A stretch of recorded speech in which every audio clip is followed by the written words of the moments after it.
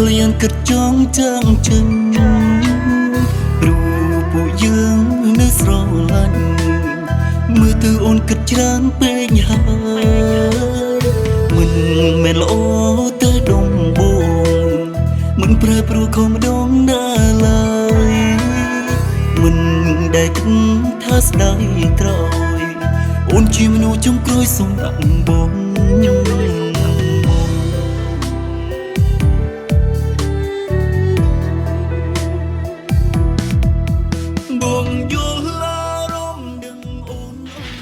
អាឡូបងជួយតម្លាក់លុយខ្ញុំផងបងឥឡូវចិត្តដល់ពេលបងឆ្លាយ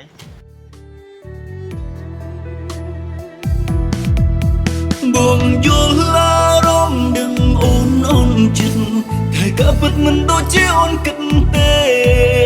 ព្រោះរវល់ការងារទៅផ្លេចអូនមួយពេលតែមិនបានន័យថាអូនស្រឡាញ់បងយល់ឡារំសុំអូនឈុំខឹងវិលត្រឡប់មករស់ស្នេហ៍វិញបងសុំសន្យាលែងឲ្យអូនទូម្នេញតែស្នេហាយើងឡើងវិញមិនឲ្យសាបសូន្យល់ឡារំដឹងអូនចិត្តតែក៏ពិតមិនដូចជាអូនគិតទេ